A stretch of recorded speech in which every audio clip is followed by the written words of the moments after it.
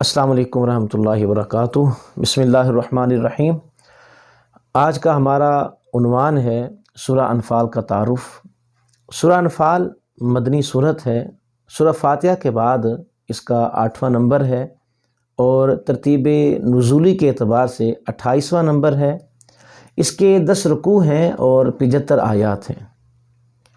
اس سورہ کا نام سورہ انفال ہے۔ انفال نفل کی جمع ہے اور نفل کا لغوی معنی زائد چیز۔ جیسے ہم نمازیں پڑھتے ہیں ان میں نوافل بھی ہوتے ہیں۔ مثال کے طور پر ظہر کے 12 رکعتیں ہیں، 4 سنت، 4 فرض، 2 سنت، 2 نفل۔ اب وہ نفل تو نفل جو فرائض سے زائد نماز ہو اسے نفل کہا جاتا ہے۔ اس سورہ کا نام انفال ہے اور انفال نفل کی جمع، اور نفل کا معنی مال غنیمت ہے، کیونکہ جنگ میں جو اصل مقصد ہے وہ اعلائی کلمات اللہ ہے، یعنی اللہ کے نام کو بلند کرنا، اللہ کے دین کو بلند کرنا، دین کے جھنڈے کو سر بلند کرنا۔ اصل مقصد وہ تھا اور وہ فتح کے بعد حاصل ہو گیا۔ لیکن جب فتح حاصل ہوئی ساتھ مال بھی حاصل ہوا۔ اب جو مال حاصل ہوا وہ اصل مقصد سے زائد تھا۔ مقصد کیا ہے؟ جنگ کرنا اور اللہ کے نام کو بلند کرنا۔ اللہ نے فتح عطا فرما دی، لیکن جب فتح کے ساتھ مال حاصل ہوا اس مال کو مال غنیمت کہا جاتا ہے کہ وہ اصل مقصد سے زائد ہے۔ تو اس وجہ سے اس کا نام سورہ انفال ہے۔ سورہ انفال یہ مدنی صورت ہے اور غزوہ بدر کے بعد نازل ہوئی، چونکہ اس میں غزوہ بدر کا ذکر ہے اور اس میں مال غنیمت کا ذکر ہے، کیونکہ غزوہ بدر میں اللہ رب العزت نے مسلمانوں کو فتح عطا فرمائی تھی اور فتح کے بعد مسلمانوں کو مال غنیمت بھی حاصل ہوا۔ مال غنیمت وہ مال جو دشمن جنگ ہارنے کے بعد جو مال چھوڑ کر چلا جاتا ہے، اس میں ان کی تلواریں ہیں، ان کے نیزے ہیں، بھالے ہیں، دیگر جو بھی سامان حاصل ہو وہ سارا کا سارا مال غنیمت میں آتا ہے۔ ایک ہوتا ہے مال فے۔ مال غنیمت جو جنگ کے بعد حاصل ہو وہ مال غنیمت ہے۔ مال فے جو بغیر جنگ کے حاصل ہو اسے مال فے کہا جاتا ہے۔ آپ نے میٹرک کی اسلامیات کی کتاب میں بھی پڑھا ہوگا، تو اس میں سورہ انفال مکمل ہی قریباً وہاں پر ہے، اس میں کچھ اس کے موضوعات کو ذکر کیا گیا۔ تو اس میں غزوہ بدر کا ذکر، مال غنیمت کی تقسیم کا ذکر، کیونکہ اس سے پہلے کوئی جنگ نہیں ہوئی تھی۔ باقاعدہ پہلی اسلام اور کفر کے درمیان جنگ غزوہ بدر ہے۔ اس سے پہلے معمولی جھڑپیں تو ہوتی تھیں، معمولی قسم کی لڑائیاں ہوتی تھیں، لیکن باقاعدہ جس نے جنگ ہوتی ہے مکمل اصول و ضوابط کی تحت، وہ کوئی جنگ نہیں ہوئی تھی۔ غزوہ بدر پہلی جنگ تھی۔ اللہ نے اس میں مسلمانوں کو فتح عطا فرمائی۔ اب اس میں مال غنیمت بھی حاصل ہوا۔ مال غنیمت کی تقسیم کیسے ہو، اس میں بعض لوگوں کا اختلاف ہوا۔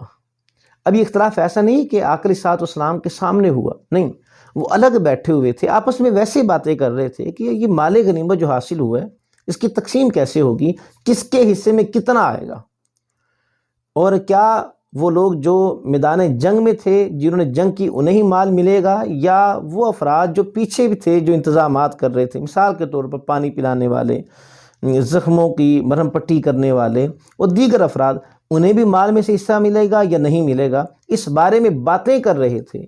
تو اللہ رب العزت نے سورہ انفال کو نازل فرمایا اور اس میں مال غنیمت کی تقسیم کا مکمل وہ ضابطہ، مکمل اصول اور قوانین نازل فرمائے، جس کی ابتدا ہی ایسی ہوتی ہے، یسألونک عن الانفال قل الانفال للہ والرسول فاتقوا اللہ واصلحوا ذات بینکم واطیعوا اللہ۔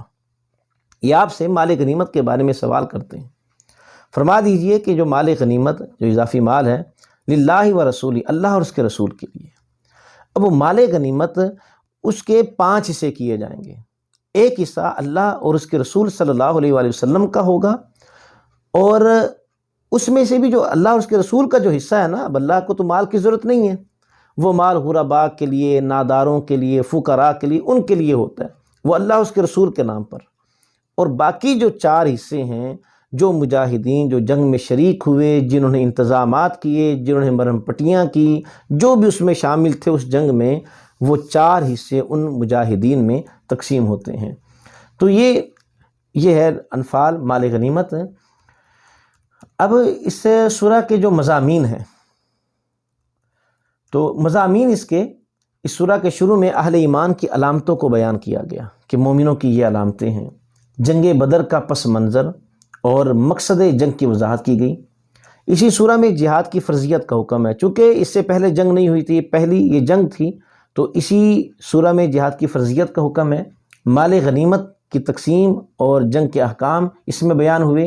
ابلیس کے کردار کی وضاحت ہوئی کہ کفار کو ابھارنے والا جنگ پر اور غزوہ بدر میں لے کر آنے والا ابلیس تھا، جو کہ ایک بوڑھے کی شکل میں ان کے ساتھ ساتھ تھا اور انہیں ابھارتا تھا جنگ پر، اور ان کے ساتھ ساتھ میدان بدر تک آیا۔